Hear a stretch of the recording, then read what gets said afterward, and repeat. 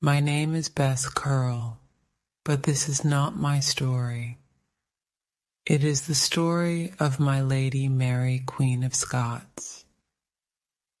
She wrote the story, and then she gave it to me. I am going to give it to her son. She began the story a week ago. It was January 1587, and we sat here in our cold room in Fotheringhay Castle in the north of England. We couldn't see much from the window, one or two houses, a river, some trees, some horses, and a road. That's all. The road goes to London, the home of Queen Elizabeth of England. Mary sat with her little dog in her hands and watched it all day long. No one came along the road. Nothing happened. I watched Mary unhappily. "Please, Your Majesty, come away from that window," I said. "It doesn't help. No one is going to come. Queen Elizabeth can't do it. Queens don't kill queens." "Don't they, Bess?" Mary said. "Then why are we here in this prison? Why am I not free?" "Why, Your Majesty? Because Queen Elizabeth is afraid of you." "That's right," Mary said. "She's afraid of me, and she hates me too. She hates me because I am beautiful, and she is not.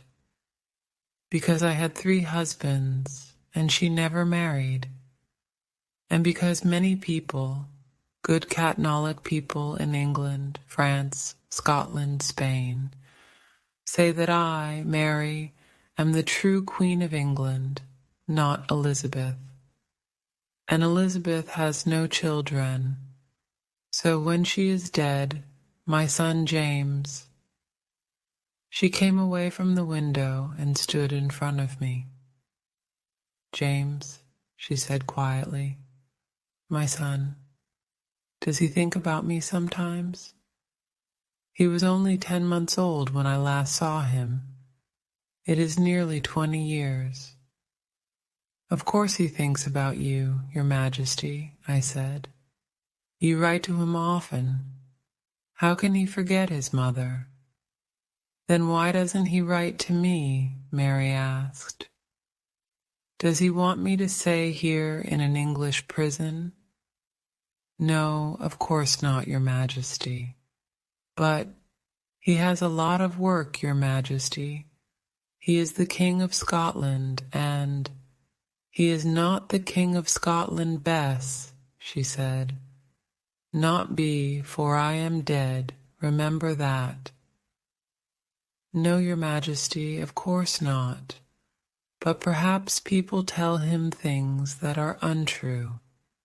You know what people say. Perhaps he thinks you killed his father." Mary's face went white. She was very angry, and for a minute I was afraid. She said, "You know that's a lie, Bess. It is a lie. I did not kill James's father. I knew nothing about it." "I know that, Your Majesty, but perhaps James doesn't know it. He hears so many lies all the time. He needs to know the true story. Why don't you write and tell him?" Mary sat down slowly. She looked old and tired. "All right, Bess," she said. "Give me a pen, please. I'm going to write to James and tell him the true story. You can give it to him when I'm dead." "Dead, Your Majesty? Don't say that. You aren't going to die." Her old, tired eyes looked at me. "Yes, I am, Bess. You know what is going to happen. One day soon, a man is going to bring a letter from Queen Elizabeth. And then her men are going to kill me. But before I die, I would like to write to my son James. I want to tell him the story of my life. So give me a pen, please." I gave her a pen. This is what she wrote: "Dear James, very soon I am going to die and meet my God. Before I die, I want to write the true story of my life for you. Everything that I write here is true. I cannot lie to you or to God. Please believe that, James. It's important to me. My father died when I was 1 week old, so I was the Queen of Scots when I was a baby. At first I lived with my mother in Scotland, and then, when I was 5, I went to France. My mother was French, but she stayed in Scotland and died there. I went to France to marry the King of France's son. His name was Francis, and he was 1 year younger than me. In 1559, his father died, so Francis was king. Then I was Queen of France, and Queen of Scotland too. I was very happy in France. Francis, my husband, was like a little brother to me. I think he loved me. He was very young, and he was often ill. And then, in 1560, he died. He was 16 years old. When he died, I was very unhappy, and my life was very different. There was a new king and queen, and I wasn't important in France anymore. But I was still Queen of Scots, so I came back to Scotland. When I arrived in Scotland, I was a young girl of 18. My mother was dead, and there was no one there to meet me. I walked off the ship, and I slept in a little house near the sea. Next day, the Scots lords came from Edinburgh. They were pleased to see me, and for a week, everyone was happy. People smiled at me and sang in the streets. I think everyone liked me. Then, that Sunday, I went to church. "James, my son, you are a Protestant, and I am a Catholic. You are a good man, and you love God, but your church and my church are enemies. I was born a Catholic, and I'm going to die a Catholic. I love God too. I hope you understand that. I'm not going to change now." That Sunday, people shouted angrily in the streets. "Your Majesty," said the Scots lords, "Scotland is a Protestant country.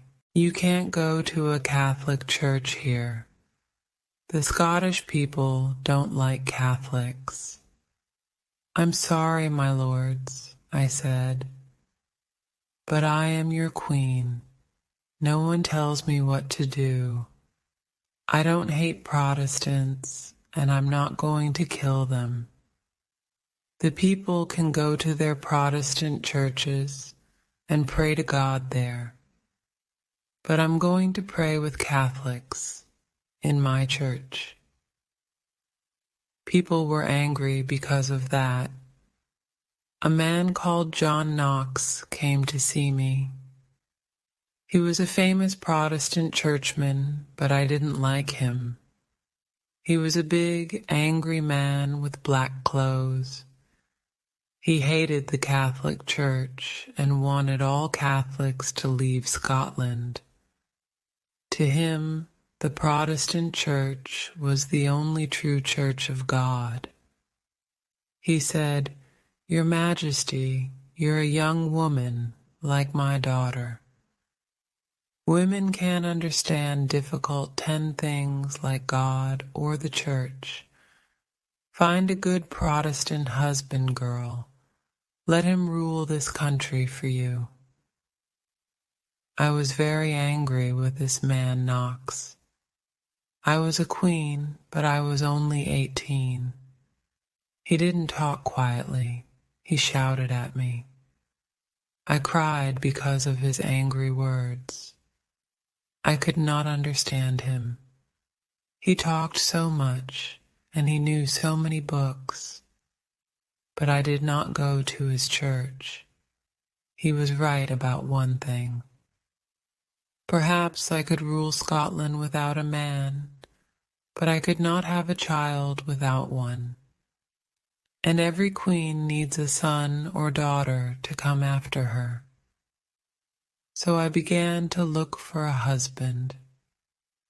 At first I wanted to marry the son of the King of Spain, Don Carlos. But he was a Catholic, of course, and my Scots lords did not like that. It was difficult for me, James. I wanted to please myself. I wanted to please my friends and family in France, and to please my people too. And then there was the Queen of England. At first I wanted very much to be friends with Elizabeth. We wrote many letters and talked about a meeting between two sister queens. Elizabeth wrote to me at this time, "Our two countries need to be friends. You need a husband, I need a friend. Why not marry my friend Robert Dudley, the Earl of Leicester? He is a tall, strong man. I think he could be a good husband for you." I was very angry about this letter. There were a lot of stories about Elizabeth and Robert Dudley. They were good friends. He often danced and sang and talked with her. Sometimes people said he stayed in her room all night. Dudley had a wife, but one day she died very suddenly. It was an accident. She fell down the stairs, they say. But then, perhaps she was unhappy because of her husband and Elizabeth. And she writes to me about a man like this, I thought. She wants him to marry me because he is her friend, her lover, perhaps. She wants her lover to be King of Scotland. I found a better man than Dudley, James. I found Henry Darnley, your father. He was 19 years old, and I was 23. He was a tall man with a beautiful face and big green eyes. He talked and sang well, and I liked dancing with him. He often wore expensive black clothes, and he laughed a lot when he was with me. He was very young and friendly, and I felt happy when I was with him. I liked him very much, and I thought he loved me too. He was an important man too. We were cousins. His grandfather was King of Scots, and his great-grandfather was Henry VII of England. In July 1565, I married him. Elizabeth was very angry, and so were a lot of the Scots lords. My half-brother, the Earl of Moray, tried to stop the marriage. I had to fight him, and he ran south to England. But I was happy. Your father and I laughed every day. He was now Henry, King of Scots. After 1 or 2 weeks, the laughter stopped. A king has a lot of work, James, you know that. He has to read hundreds of letters, talk to people, and think about a lot of important things. I did those things every day, but now I thought I had a man to help me. "My Lord Henry," I said. Would you like to read all the letters with me? You can sit next to me and you can work with me every day." Your father looked unhappy. "I'm not interested in work like that," he said. "I don't understand it." "Of course not," I said. "You're a young man, my love, but I can teach you." For 1 or 2 days he sat down with me, and I tried to teach him. But it was true he was not interested in the work, and he did not try to understand it.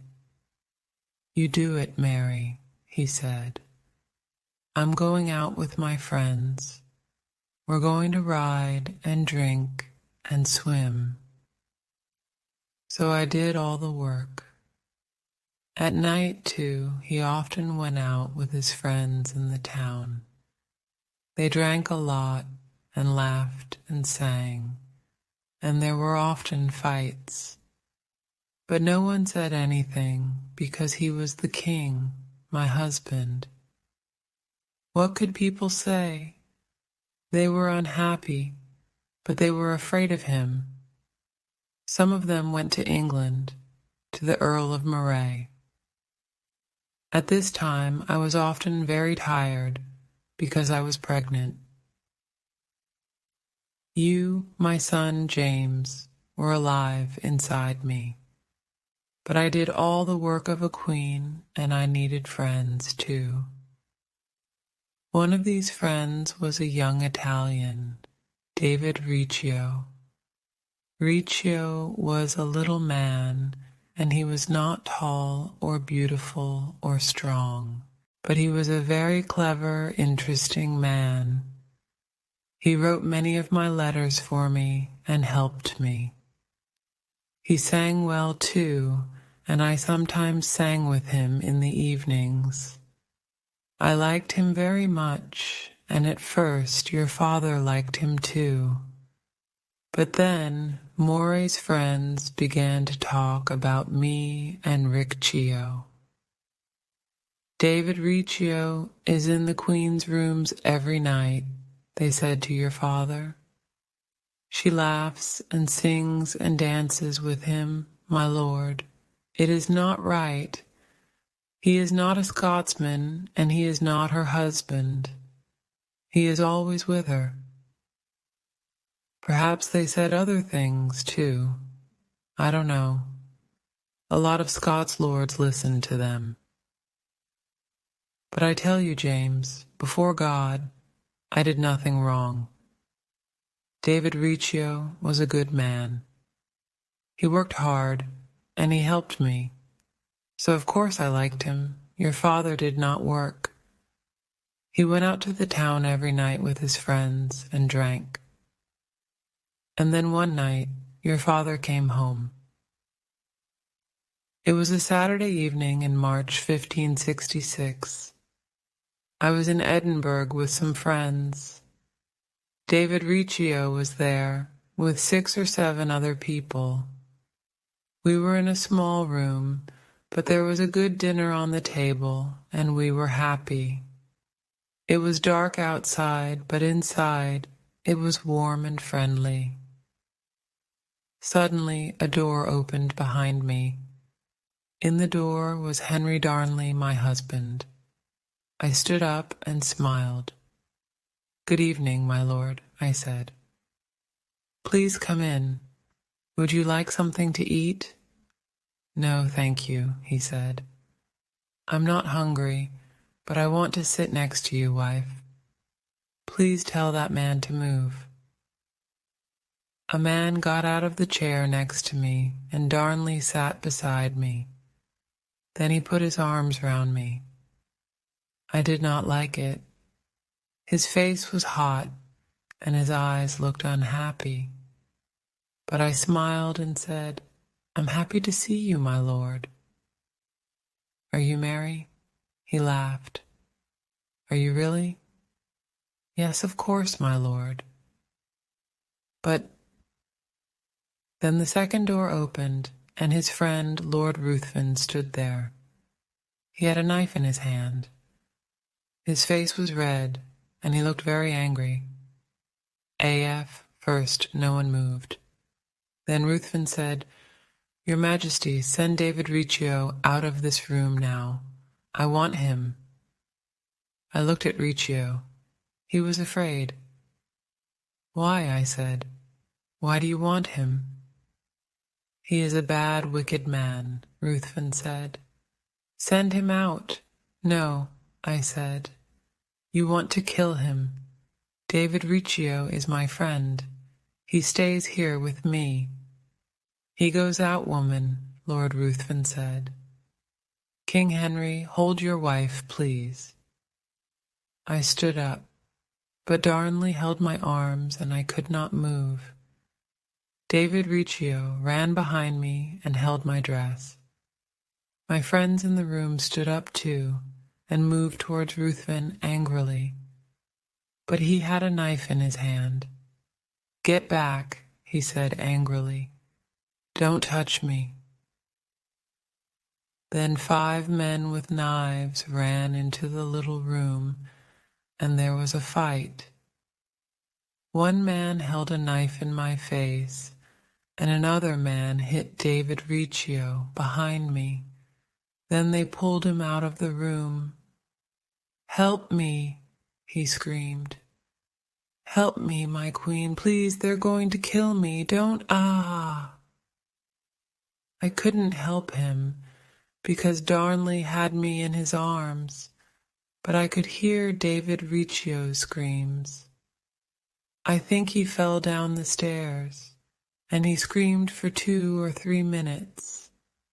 Then it was quiet. "What are you doing?" I asked Darnley angrily. "Riccio is a good man. Why are you doing this?" Darnley laughed.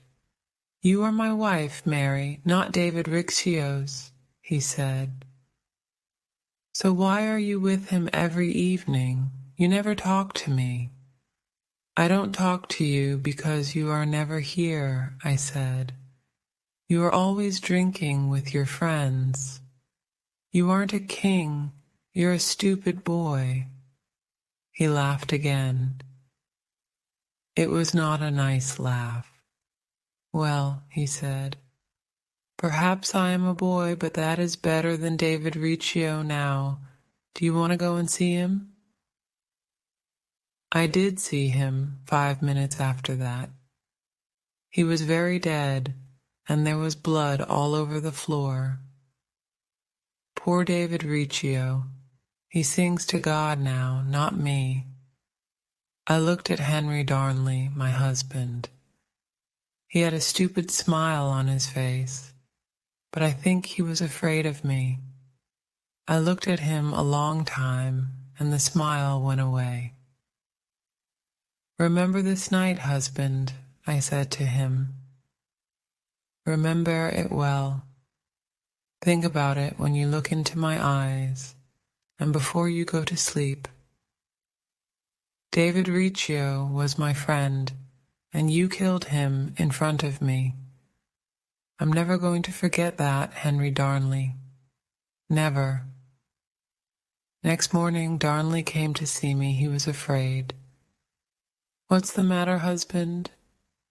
I said. "Why are you crying?" "Oh, Mary, Mary," he said. "I'm sorry, I was wrong. I helped those men to kill Riccio, and now the Earl of Moray is back here with them. He hates me. I am afraid they're going to kill me, and you too. Think of our child, Mary, here inside you." He took me in his arms again. I was very angry. "I am sorry, James, that this man was your father. He was a stupid boy, not a man. He was tall and strong and beautiful, but he could never think like a man or a king." I said, "You know these men, Henry? What do they want?" They want our child, Mary. They don't want us. They're going to put you in prison. They don't want you to be queen. They want your child to be king or queen. I don't know what they want to do with me. Perhaps they want you to be king too, without me, I said quietly. Then you can do what they say, like a little boy. Perhaps, Mary, they said that yesterday. But now that Moray's here, I don't know. I'm afraid. Please help me. He began to cry again. What can we do? We can run away, I said. We can leave Edinburgh quickly and quietly before Ruthven and his men stop us. Be quiet for a minute. I want to think. I walked up and down for 2 or 3 minutes. Then I said, Henry, go back to these men. Tell them, no, Mary, please, I can't. I'm afraid of them. Listen to me, Henry, and try to be a man. Go and tell them I'm ill because of the child. Say I'm not angry with them. Tell them anything, lie to them. Then, tonight, bring some men and horses here, behind the castle. He went and did it. All day I waited in my rooms and listened. Then, at 1 o'clock in the morning, Darnley and I went quietly down the stairs behind the castle. Some of my friends were there with horses for us. Quickly we rode away into the night. That was a very bad night. It was dark and cold. I was ill, and Darnley was afraid. Come on, he said. Ride faster, woman. You're too slow. But I was pregnant, and it was cold and dark. We rode for 5 boors in the rain. I can't, Henry, I said. I'm ill. Think of the baby. I don't want it to die. Why not? He said. We can always make another one. I'm sorry, but it is true. Your father said things like that, James. Then he rode away in front of me into the dark. I rode slowly behind with my good woman, Bess Curle. In the morning we arrived at Dunbar Castle. Darnley slept, and I wrote letters to my friends. Next day, Lord Bothwell came to help me. I liked him. He was a good, strong man. Soon I had an army of 8,000 men. Bothwell and I rode back to Edinburgh with the army. Lord Ruthven died, and some of his friends ran away. But the Earl of Moray stayed. All that summer I ruled the country and waited for the baby. My husband stayed outside my rooms. I did not want to see him. No one did. Perhaps he drank with his friends. I don't know. And then, on the 19th of June, in a small room in Edinburgh Castle, my baby was born. It took a long time, but at last you were in my arms, James, my son. I asked your father to come in. My Lord Henry, I said, this is our baby. Look at him, my lord. Take him in your arms. He is your son. Isn't he beautiful? But your father did not love me, James. Very often, after you were born, he slept with other women. I know that because he talked to everyone about it. I think he wanted people to know.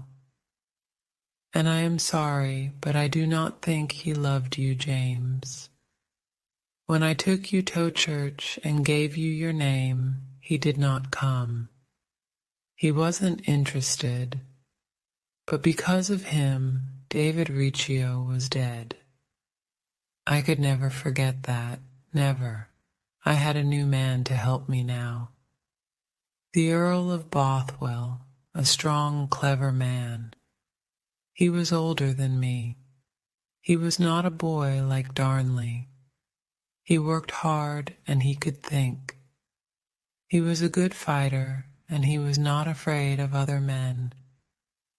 Perhaps you are like him, James, my son.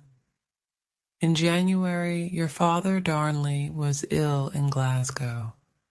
I went to see him and took him back to Edinburgh. He was unhappy and afraid of people. He saw enemies behind every door. Poor stupid boy. He said he loved me again. I was in Gry, but I felt sorry for him too. He was very ill. It's not far now, Henry, I said. You can sleep in the castle. No, not there, please, Mary, he said. I don't want to go into the castle, I'm afraid of it. But where do you want to go? I asked. Find me a little house outside the town and stay with me there, he said. We can be happy there. So I found him a small house called Kirkhofield outside Edinburgh. He stayed there in a room upstairs, and sometimes I slept in a room downstairs. Darnley was often afraid, and I visited him every day.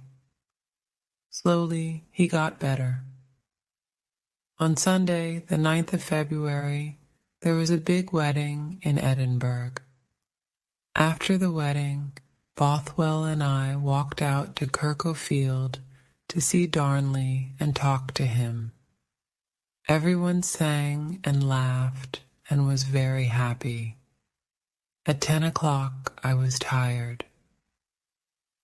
Good night, my lords, I said. I'm going downstairs to bed. Lord Bothwell put his hand on my arm. Your Majesty, he said, you can't sleep here now, don't you remember? People are dancing and singing in town tonight. Everyone wants you to go. Oh yes, I forgot, I said. Of course, people want to see me there. So good night, Henry. Sleep well. Darnley was very unhappy. Please, Mary, my love, don't go, he said. Don't leave me here. But I did not love him now. I remembered the night when Riccio died, so I smiled and said, Good night, Henry. Be a man now. Don't be afraid of the dark. Then I went downstairs with Lord Bothwell. Outside the house we met one of Bothwell's men. He looked afraid, and there was something black on his face and hands. Jesus, man, how dirty you are, I said. Don't come near me with those hands. No, my lady, of course not, he said. He looked at Bothwell for a minute, and then ran away quickly. I laughed, got on my horse, and forgot about it. I tell you before God, James, I did not kill your father. It was not me. I knew nothing about it, nothing. I sang and danced in town, and then went to bed in Edinburgh Castle. Then, at 2 o'clock in the morning, there was a sudden noise, a very big bang. Everybody heard it all through the town. My God, I said, what's that? Everyone ran out of their rooms. Lord Bothwell was downstairs. Don't be afraid, ladies, he said. My men are outside. They're going to see what it is. After an hour, he came to see me. Please sit down, my lady, he said. I have some unhappy news. Yes, my lord, what is it? It's your husband, Lord Darnley. He is dead. But how? How did he die? Who killed him? I don't know, my lady, that bang. That was his house, Kirko Field. It's not there any more. What? And Darnley was inside? Well, no, my lady, Bothwell said slowly. My men found him in the garden, not in the house. He is wearing only night clothes, and there is no blood on him, but he is dead. I am sorry. Take me out there. I want to see him, now. Yes, my lady. I went out to Kirko Field in the early morning. There was no house now, no walls, no doors, no windows, nothing. And there, in the garden, a long way from the house, was that poor dead boy, my husband. I did not love him, but I cried then. He was your father, James, and I did not kill him. I don't know who killed him, but he had many enemies in Scotland. I was very afraid. I, too, had enemies, and I often slept there. Perhaps someone wanted to kill me, too. Soon everyone in Europe heard the news. The Queen of France and the Queen of England wrote angry letters to me. Who killed the king? They asked. I was very unhappy at this time, James.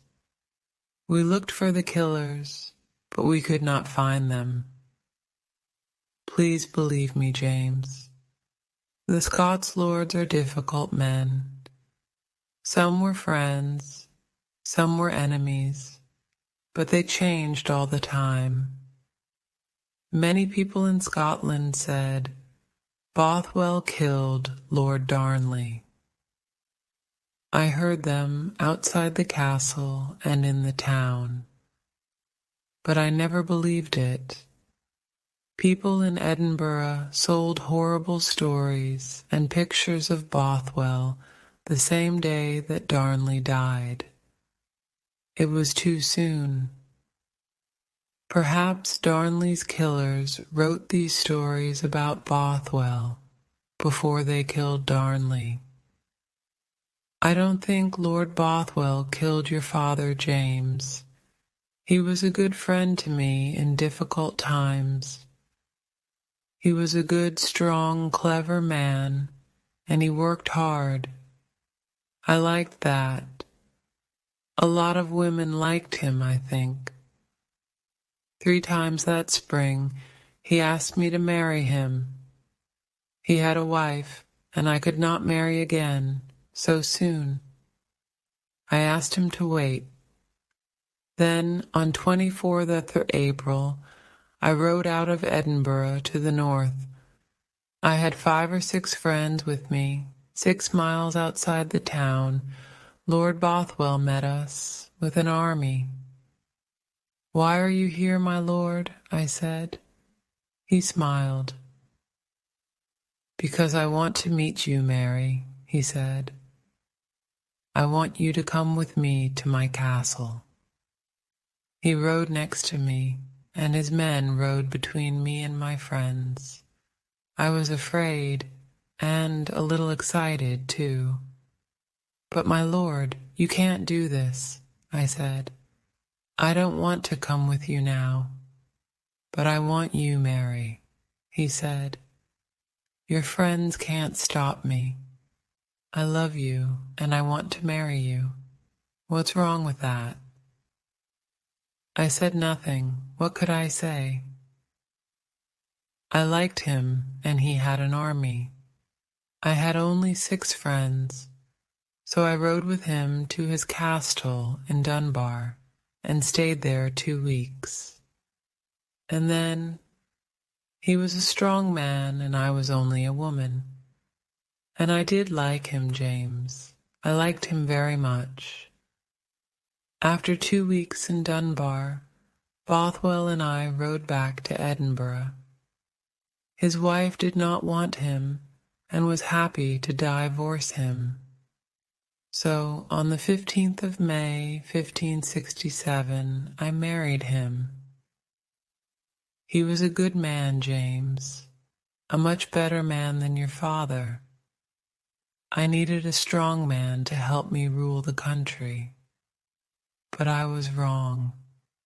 I understand that now. All the Scots lords were afraid of Bothwell, and many of them were his enemies. They had an army, and on 15th June, Bothwell and I rode out to fight them. We met them at Carberry Hill. It was a hot day, and the two big armies stood and looked and waited. Their army had a big flag with a picture of your poor dead father Darnley on it. Under the picture, there were the words, "Find my killers, O God." "Come on, my lord," I said to Bothwell. "Our army is better than theirs. Let's fight them." Bothwell rode up and down and talked to his men. But they didn't want to fight. They talked and looked at the flag and waited. Then some of them walked home. At 5 o'clock that evening, Lord Kirkcaldy rode from his army to talk to us. He said to me, "My lady, leave your husband and come with us. We don't want men to die." And so, because our men didn't want to fight, I went with him. It was a very bad day for me. They took me back to Edinburgh, and people in the streets screamed at me, "Kill the woman. She sleeps with her husband's killer. We want James to be king. Kill her now." I was unhappy and afraid, and I was pregnant again. They took me to Fotheringhay Castle and put me in a room like a prison. There I did not eat for 2 weeks, and Bothwell's children, there were 2 babies, were born dead. I nearly died too. I was so angry and tired and ill. Then, one day after the babies died, Lord Lindsay gave me a letter. It said, "I, Mary, Queen of Scots, give the kingdom of Scotland to my son, James.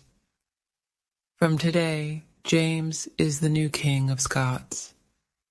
But because he is a child, the Earl of Moray, my half-brother, can rule the country for him."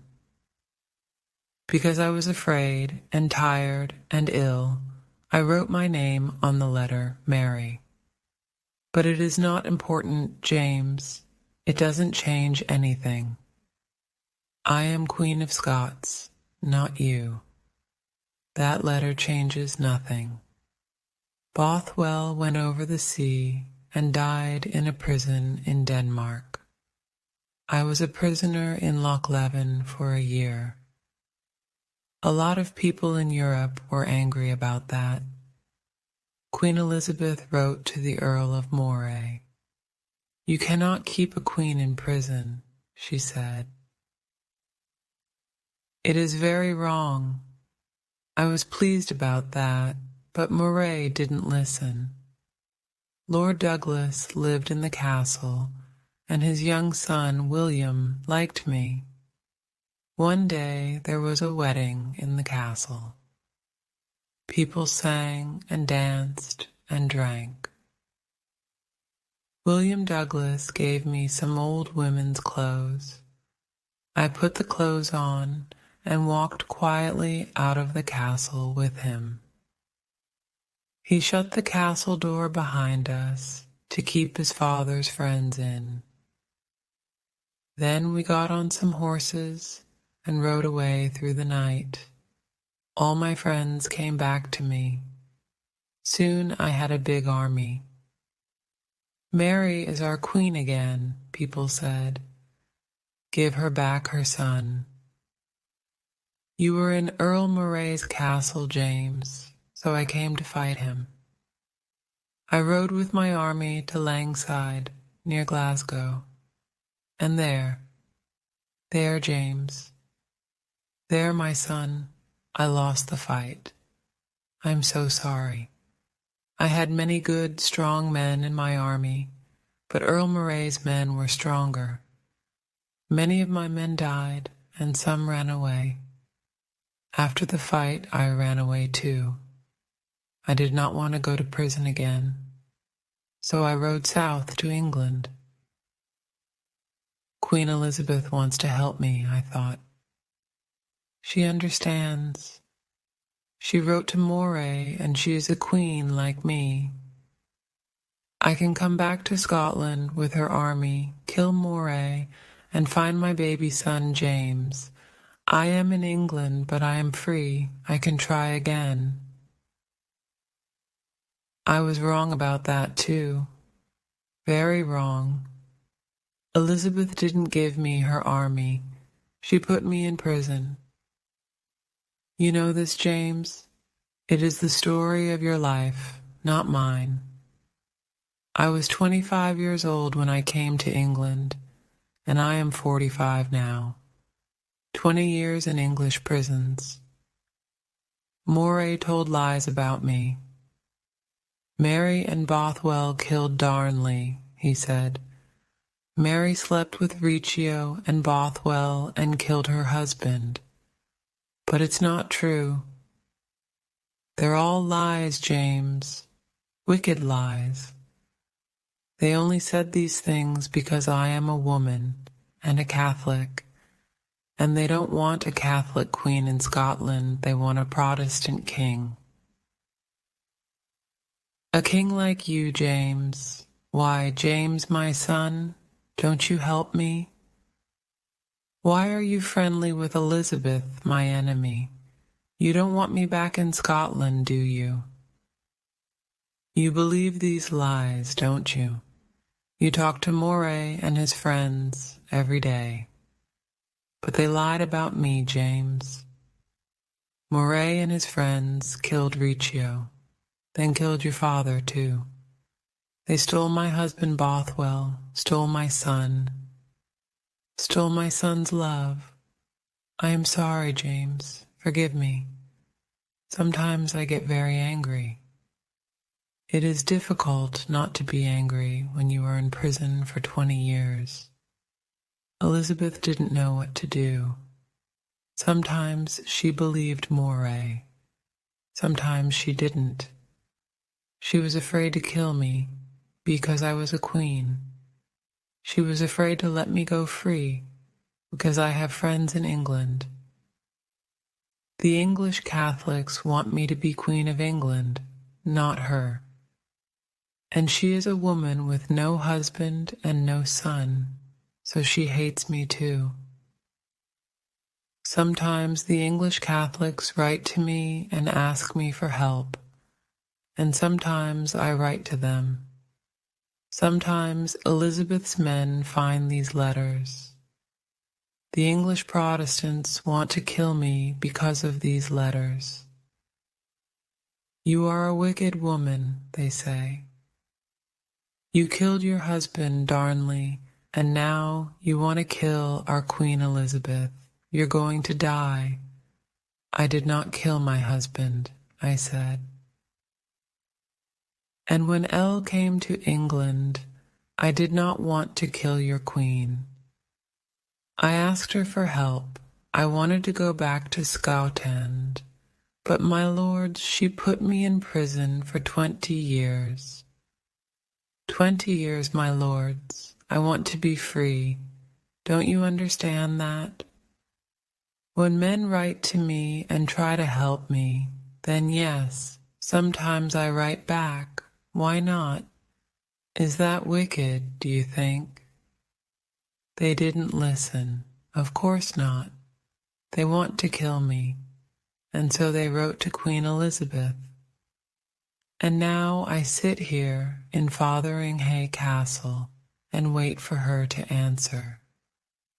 I do not want to die, James, my son, but I do not want to live all my life in an English prison.